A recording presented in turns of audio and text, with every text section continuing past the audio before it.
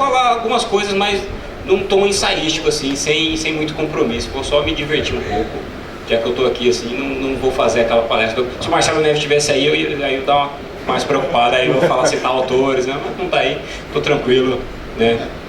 Bom, eu começaria dizendo, na verdade, eu não deveria estar aqui por duas razões. Primeira é essa, porque tinha pessoas melhores do que eu para estarem aqui. A segunda razão, essa realmente é mais emblemática e eu estou sendo sincero. A segunda razão é por um evento com pessoas qualificadas como vocês, né? Que falaram um evento todo até agora sobre a ideia de precedente, como funcionalizar, e tendo em vista que o código já está há um ano, na verdade tinha que estar aqui fazendo o fechamento de uma noite tão rica como essa de hoje, não eu. Tinha que estar alguém que era um entusiasta, para a gente perguntar, cadê? Porque cadê? Faz um ano, ou mais de um ano, que o código está aí, cadê a isonomia? Cadê a funcionalidade? Tem centenas já de repetitivos. Centenas. Já havia antes do código, né, nos antigos 543 C e D. Tem um monte, tem mais de 1000, deve ter, sei lá, quantas repercussões gerais. Se juntar com as súmulas, tem um monte de coisa. E aí minha pergunta é, cadê? Eu não vou ficar aqui falando da inconstitucionalidade, eu já escrevi, eu acho que é inconstitucional. Mas assim, ótimo, ainda que seja inconstitucional se funcionou. Mas assim, cadê o accountability da doutrina? Cadê a prestação de contas? Cadê o sistema de precedentes? Mudou na argumentação? Mudou na forma de decidir? Alguém aqui peticiona falando, olha, a ratio da decisão é essa? Algum juiz está decidindo falando, não, assim, eu estou incerto num romance em cadeia e eu estou olhando para o passado e vou... E está em português ainda o código, né? Não está em inglês. Então, eu acho que seria muito mais produtivo estar aqui alguém para dar essa prestação de conta. Por que não deu certo ainda? Porque pode ter dado certo por várias razões. Só que eu não vou citar nomes, obviamente, mas eu tenho os textos. Eu participei dos congressos. Você dizia, vai desafogar o judiciário e vai garantir isonomia e igualdade para todo mundo. E em alguns diziam em 6 meses. E vai baixar o risco Brasil também. Com ou sem o Temer, ia baixar. E não baixou o risco Brasil. E não estou vendo mais igualdade. E não vi mais segurança jurídica. Então, tinha que ter alguém para responder o cadê? Cadê o sistema de precedentes? E na segunda edição do meu livro, para não parecer que eu estou fazendo aqui populismo, eu tento, mediante interpretação conforme, extrair ao máximo de uma potencialidade democrática do que está aí. O problema é partindo de premissa. Infelizmente, eu sou um entusiasta da ideia de precedente, mas infelizmente não temos precedente no Brasil.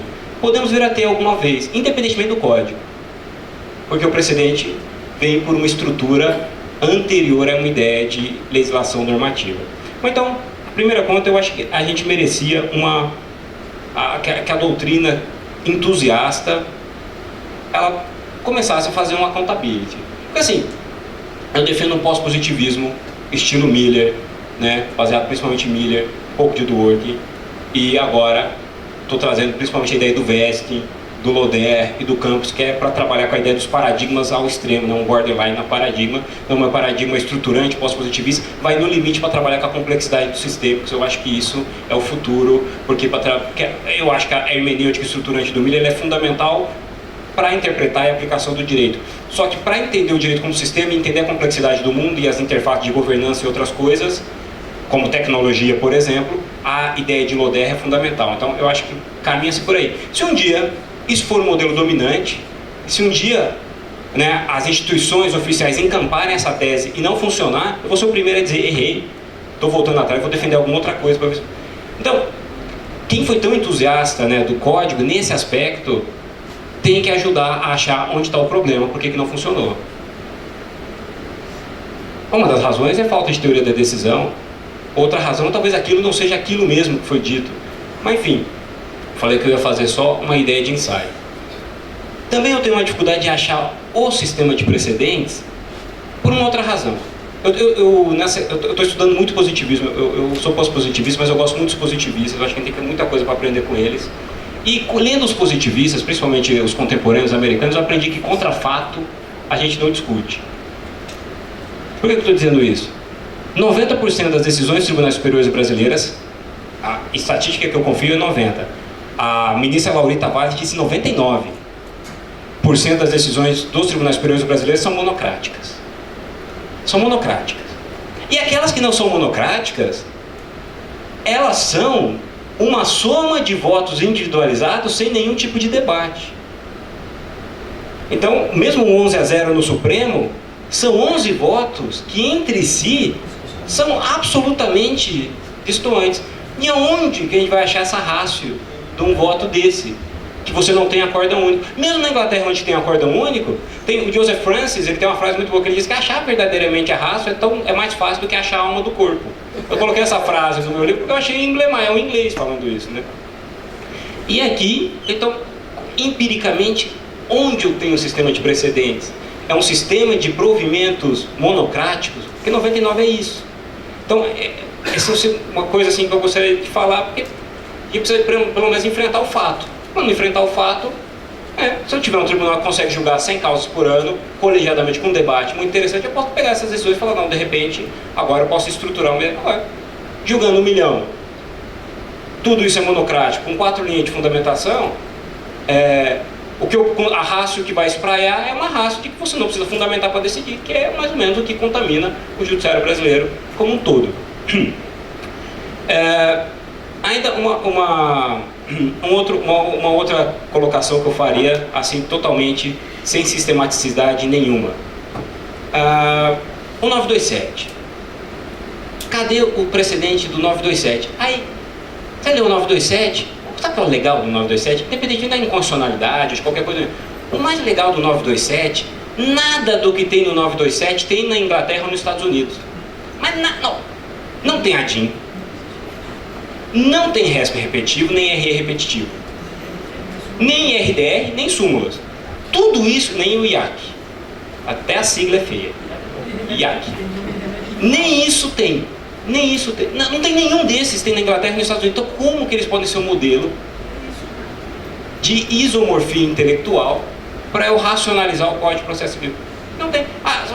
O que eles têm são os case management. Você tem a GLO. Veio o Neil Anderson para o Brasil, ele falou que na Inglaterra não jogou nem 10 GLO. Não funcionou o modelo repetitivo dele. A Alemanha tem procedimento modelo alemão, que se assemelha em algum aspecto e a RDR se aproxima. Isso é tudo case management. Isso é tudo enfrentamento de litigiosidade repetitiva. O precedente não é isso. Ou vocês acham que a Suprema Corte de um país que tem um real sistema de precedente vai falar, não, vamos decidir aqui para resolver 1 milhão de causas previdenciárias? Não. Eles julgam um determinado tempo pela importância que ele tem. É claro que, se houver várias causas sobre aquele tema, é uma importância em relação a isso também. Mas não é um enfrentamento repetitivo. Então, como que o 927 pode ser um sistema de precedente se nada do que tem ali tem num real modelo de precedente? Então, é estranho, mas é ensaio. Então fica só, a gente só coloca. Agora, indo para um aspecto, vamos dizer assim, mais do ponto de vista da teoria do direito. Eu tenho um grande problema com um entusiasmo que se dá à ideia de provimentos vinculantes do judiciário, quando, na verdade, eu tenho um país com uma democracia muito recente, a gente pensar em 88, que eu não consegui institucionalizar nenhum respeito à lei.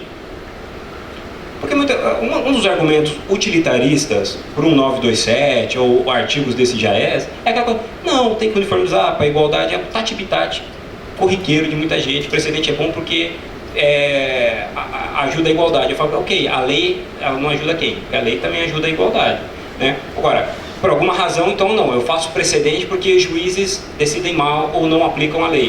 Eu falo assim, juiz que não aplica a lei, por que eles aplicariam precedente? Porque eles, na verdade, se esses juízes não aplicam nem a Constituição.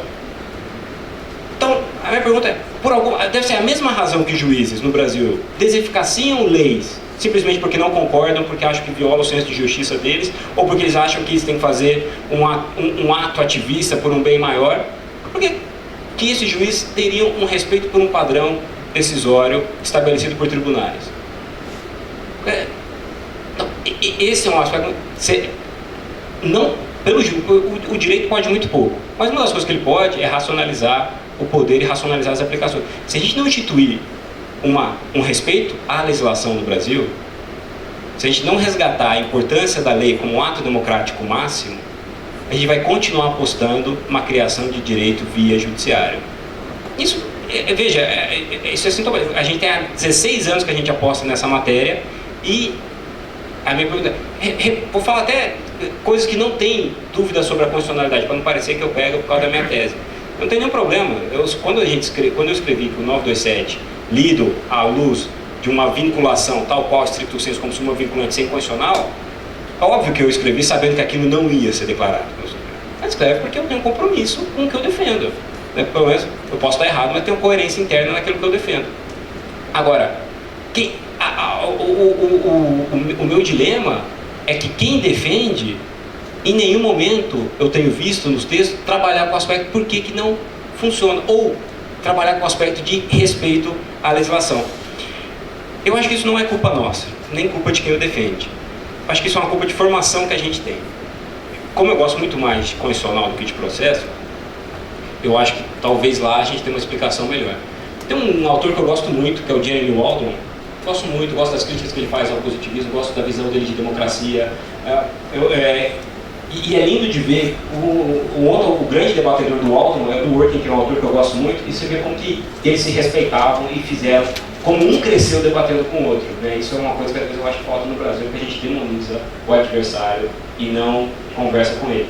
O Waldron tem um pequeno livro que ele fala da dignidade da legislação, e ele começa dizendo, desde que a gente entra na faculdade, e no processo isso tem muito, a gente é criado num ambiente em que o processo que o direito é uma técnica, em que o direito é um lugar da asepsia, em que é um local em que não acontece ações políticas, é um local da limpeza, é um local onde assim, em que as instituições valem por aquilo que a técnica determina.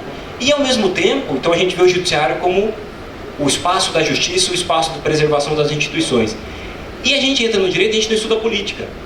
E aí a gente começa a analisar a política pelo direito, a gente vê a política como espaço do conchavo, do compadrio, da sujeira.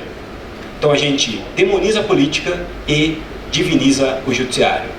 As faculdades fazem isso. O Waldron fala isso. A gente é formado assim. Quando na verdade não há democracia sem espaço político. E hoje a gente acha que o judiciário deveria esmagar o espaço político. Então, uma grande perda da democracia. A gente quer demonizar. A gente quer demonizar a política. E aí, ao mesmo tempo, a gente esquece, e a gente esquece que o judiciário não é um espaço da asepsia total. Ou não há favorecimento no judiciário, ou não há influência política no judiciário, ou não há troca de favores no âmbito judiciário. E em nenhum momento eu nunca encontrei um trabalho que apresentasse minimamente, com coerência, porque que o judiciário seria um espaço de deliberação melhor do que o legislativo. Porque a gente fala, porque o legislativo tem fulano, o judiciário tem muita gente. Não vou falar não, está filmando. Mas o judiciário também tem muita gente. Ah, mas eu tenho o Tiririca. O cara, o Tiririca foi bem. Tem juiz que fez mais estrago que o Tiririca. Não é? Então por que alguém vai me convencer que é bom trocar um espaço de deliberação das questões democráticas do legislativo para o judiciário para um espaço que não tem representatividade, sem nenhuma conclusão de por que o judiciário seria melhor que o legislativo, salvo essa visão que a gente tem de divinizar um espaço judicial que é o nosso objeto de trabalho natural, é um viés cognitivo que a gente vai ter entrando na estudando, homenagear o viés cognitivo que a gente vai ter, né? Ele ajudou o Nobel, né? Aqui no Brasil ele fez um lobby. E aí, caminhando para o meu fechamento, eu queria falar qual que é o grande problema e o que eu estou querendo enfrentar no meu livro. Eu quero muita ajuda dos meus amigos, seja concordando ou discordando, porque eu acho que um common ground é possível do ponto de vista teórico. O primeiro o que a gente tem é qualquer outra coisa, sem ser o genuíno precedente, infelizmente. Gostaria muito que tivéssemos um precedente. A gente tem outras coisas, a gente tem súmulas, a gente tem quantas súmulas a gente tem? A gente tem mais de 1000 coisas vinculantes, mais de 3.000 coisas vinculantes pelo menos, se juntar súmulas e alguns repetitivos que eu acompanho. O que aconteceu? Na verdade, a gente criou um direito legislativo. O Brasil a gente já tem um cipó normativo, a gente tem uma outra carga de normatividade, tem leis para todas essas coisas. E além dessas leis, além do direito positivado brasileiro, a gente tem um segundo direito, que é o direito das súmulas, dos repetitivos e de vários provimentos judiciais. E eles estão lá. Eu tenho 2 direitos que conflitam o tempo todo. E eu não tenho uma teoria do direito de onde colocar os provimentos vinculantes. Tanto é que a reforma trabalhista tem um dispositivo lá que diz assim, ó, se vier uma alteração na lei, cai um repetitivo. Aí eu não sei se eu fico feliz ou se eu fico triste. Porque tá certo, é óbvio que a lei vale mais. Só que eu fico triste, uma lei tem que falar isso. E é verdade, eu tenho casos no escritório, né, no nosso escritório, tem ministro que não aplica a lei posterior repetitivo. Outros ministros aplicam e falam, não, tem um repetitivo. Sim, porque... óbvio. São um babysitter do legislativo. Né? O MP, boa parte dele quer ser o superego do político e o judiciário quer ser superego do legislativo. Né? Facções, né? Partes delas tem esse problema. Então, o que eu crio? Eu crio um problema nesse aspecto, nessa questão. Isso, estamos falando duas coisas assim, o direito colocado é igual o Supremo faz com a Constituição, o professor Nery falou. Tem duas Constituições, a que o Supremo criou e a Constituição normativa. A que o Supremo criou é a Constituição que, por exemplo, onde está trânsito em julgado, lê-se em segunda instância. Onde está escrito, o parlamentar só pode ser preso em flagrante por crime inafiançável se a Casa Legislativa autorizar, o Supremo leu uma outra Constituição. A Constituição pode, você pode afastar, aplicar medidas cautelares contra parlamentar. Veja, o Supremo ele cria pelo ativismo dele uma outra Constituição. Qual que é o problema? Ele não devolve a Constituição para o povo, a Constituição verdadeira. E o direito brasileiro, com essa infinidade de provimentos vinculantes, ela cria duas coisas. E aí eu não vou recorrer a Miller, eu não vou recorrer a Dworkin, não vou recorrer a nenhum desses grandes contemporâneos que eu sigo muito. Eu vou mostrar como o positivo... Eu seria um cara muito feliz do ponto de vista do direito se o Brasil fosse positivista. Mas muito. Eu nem critico mais positivismo. Eu não critico mais, porque é um ganho. Quem dera que talvez daqui a 50 anos eu vá criticar positivismo naquilo que os americanos fazem, do debate do além positivismo. Hoje não vale a pena, porque eu quero respeito à lei, eu quero respeito às instituições, eu quero que não se deseficacie uma regra simplesmente porque você não gosta dela. E aí, debater discricionariedade nos hard cases de verdade, tudo bem. Então já seria um ganho fenomenal. A gente não tem isso. E vou dizer, por exemplo, o Hart, quando ele fala da unidade do direito, vocês pegaram o melhor voto, que foi o voto vencido no julgamento dos assentos, a juíza do Tribunal Constitucional da ocasião, ela cita Hart. Ela cita só uma passagem. E Hart, ele sempre diz, ele tem uma passagem que ele diz, todo argumento por precedente genuíno, cai pela lei, porque a lei é uma instância máxima. E isso, como positivista, é muito forte, por quê? Porque uma regra primária não pode se tornar uma regra secundária e criar regra primária. O que ele está dizendo? O judiciário não pode criar regras em abstrato. Porque senão ele cria um sistema jurídico que quebra a unidade do direito. O que é uma súmula vinculante? O que é um provimento vinculante? Qual que é o pedigree dele para Hart ou para Haas? Ele não tem pedigree. Porque ele não advém de uma outra norma, ele advém de uma decisão judicial. Por isso que um positivista teria grande dificuldade de conviver com esses fatores. Estou falando de positivismo. E o que virou no Brasil? No Brasil a gente repristinou, querendo ou não, isso é um papel muito forte que a doutrina processual, e aí nesse aspecto eu acho que ela cria, boa parte dela, um desserviço, a gente repristinou não o positivismo no Brasil.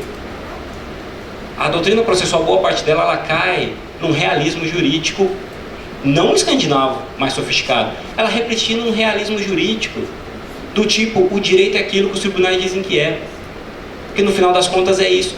E detalhe, não vou pegar Miller, Dworkin, leiam Scott Shapiro. Scott Shapiro é um positivista exclusivista, ou seja, da linha dura. Leia o primeiro capítulo do Legality, ele diz assim, achar que o direito é aquilo que os juízes fazem, ou que os advogados peticionam, isso é um truísmo.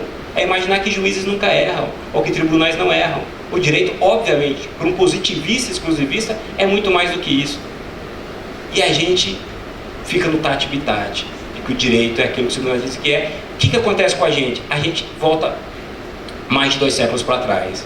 A gente fez uma ruptura, a gente volta para um pré-moderno. Por quê? Porque a gente não faz a divisão do que é a função e do que é o poder. A gente repristina os 2 corpos do rei. O teorema dos 2 corpos do rei era o que explicava o poder do rei soberano. Por que o rei era soberano? Porque ele era Deus na terra. Todo poder tem uma teoria que a sustente. Ainda que essa teoria seja ingênua e ache que não sustenta esse poder. Então o que os medievalistas disseram? Bom, eu tenho que justificar teoricamente que o rei nunca erra, que o rei é Deus na terra. Criou o teorema dos 2 corpos do rei. O rei seria Deus na terra, ainda que você tocasse nele e visse que ele não é Deus. Ele cai, quebra a perna. Então o que eles fizeram? O rei tem 2 corpos. Tem um corpo místico, e o corpo físico. Fenômeno dos dois corpos, que eles fazem uma releitura que Cristo era Deus na Terra, Cristo morre no corpo físico na cruz, só que o corpo místico ascende e vai... Né? Primeiro, eles pegam essa ideia, né? a ideia da sacralidade de Cristo e redesenham para aspecto da teoria do poder. Tal qual Cristo, todo rei soberano, ele tinha dois corpos, o físico e o místico. Isso está num livro chamado Dois Corpos do Rei, do Kantorowicz, que é um livro fantástico, um dos melhores livros que eu já li na vida. Ele vai dizer assim, o corpo físico do rei é o corpo que adoece, é o corpo que degenera, é o corpo que envelhece. Só que o corpo místico do rei é o que lhe dá legitimidade. E o rei tem esse corpo. Por isso, o rei nunca erra. Por isso que aquela doutrina administrativista, the king can do no wrong, ela vem disso aí. Ele nunca erra. O ato de príncipe. E por que ele nunca erra? Porque ele é Deus na Terra. E qual que é a grande... Quando que a modernidade começa, né? Naquele livro maravilhoso do Huizinga, O Outono da Idade Média. Quando eu separo os dois corpos, quando eu digo assim, não, a estrutura de poder é uma coisa, quem o exerce funcionaliza esse poder, e aí começa a ideia de burocracia, Weber, e aí vai sofisticando para falar de três poderes, falar de... Tudo que a gente conhece hoje vem do rompimento dos dois corpos. Quando eu acredito que o direito pode ser a reprodução dos atos de determinadas pessoas no poder, quando eu não vejo que há duas constituições e uma é uma fraude, quando eu digo, não, tudo bem que o Supremo troca o texto constitucional, porque ele é o Supremo, e a Constituição é aquilo que o Supremo Tribunal Federal disser que é, eu voltei para o pré-moderno. Eu repristinei os dois corpos do rei sem saber. E quando eu vejo assim, um entusiasmo, mesmo depois de um ano, sem uma accountability ou provimentos vinculantes, eu tenho muito receio de que a nossa doutrina, ela faz essa repristinação dos dois corpos do rei. E para finalizar, e eu juro que é para finalizar, para todo mundo sair, beber e se confraternizar, e eu vou finalizar dizendo o seguinte... O melhor livro que eu li esse ano, foi um dos melhores livros que eu li na minha vida, ele me deu um sossego, uma paz. Se fosse uns 5 anos atrás, eu tivesse debatido isso, eu ia estar pé da vida, eu ia estar puto, é inconstitucional, e não ia... Hoje eu não ligo mais. E eu não ligo mesmo. Talvez porque eu esteja muito melhor do que há 5 anos atrás, mas não é por isso não. Eu li um livro do Mark Lilla. Aliás, você pode ler o artigo, ele escreve às vezes no Time. O Mark Lilla, ou Mark Lilla, né? Ele tem um livro chamado Shipwrecked Mind. É um livro maravilhoso. Chama Mente Naufragada. E o Mark Lilla me mostrou o conceito de mente naufragada. E aí eu entendi. Eu entendi que às vezes a mente naufraga. E a mente naufraga, seja para um progressista, seja para um reacionário. A mente naufraga, seja a direita, seja a esquerda. Seja um comunismo, seja um liberalismo. Muita gente tem a mente naufragada. E ele vai apresentando o conceito de mente naufragada, que obviamente não é um conceito que eu não vou conseguir explicá-lo rapidamente para vocês. Mas às vezes, quando a gente pega e fala, mas pô, não tem nada no 927 que tem na Inglaterra, como é que a Inglaterra é o modelo de aplicação do 927? Mas aí você vê, bate, é igual Teflon, não pega. Porque muita gente...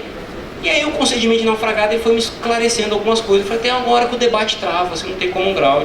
Por quê? Porque a pessoa, algumas pessoas, tão convictas do objeto de estudo delas. Por isso que o meu objeto de estudo sempre vai ser amplo.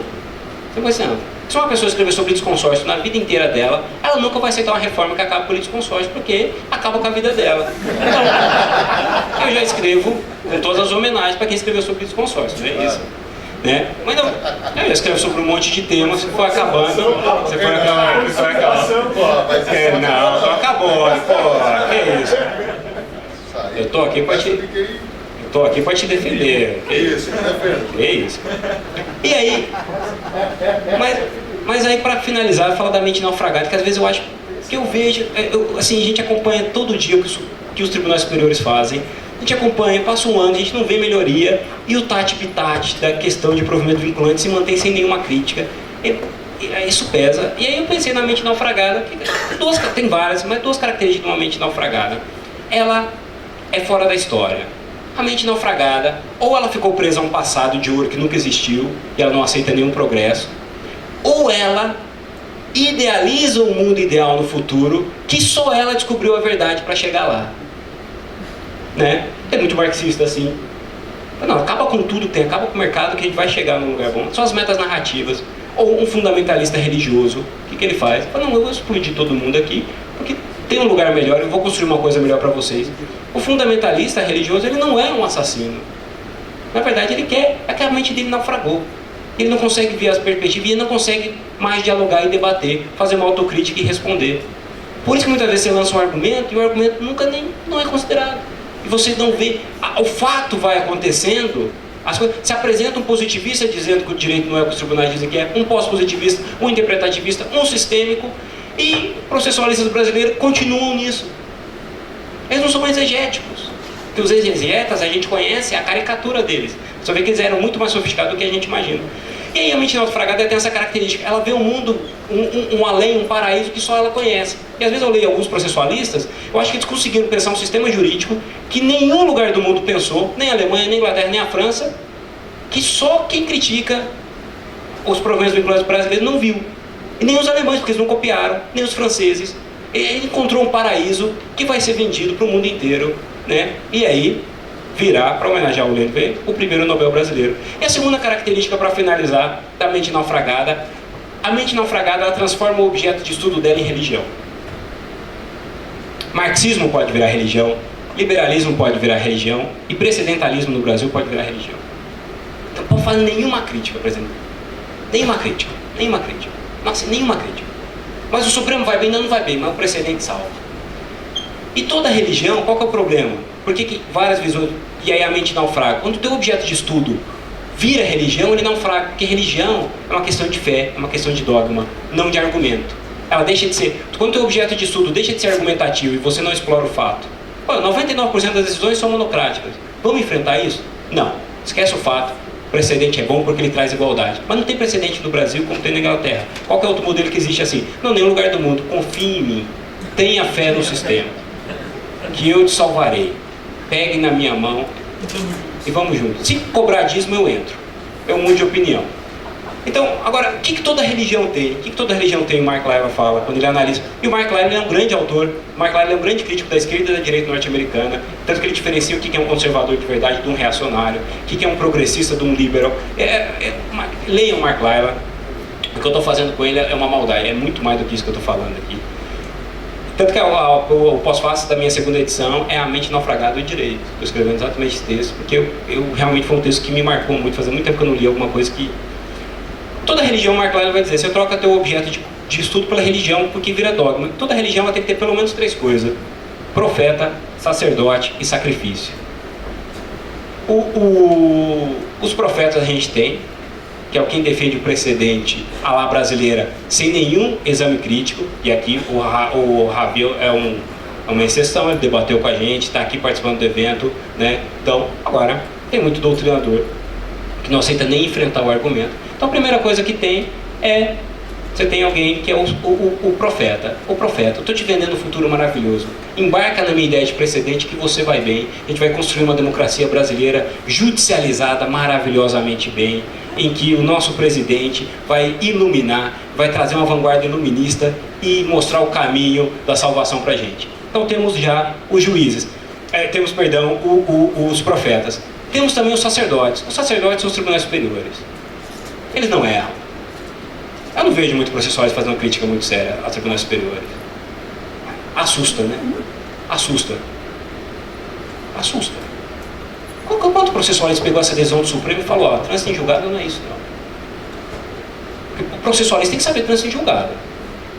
Acabou os recursos.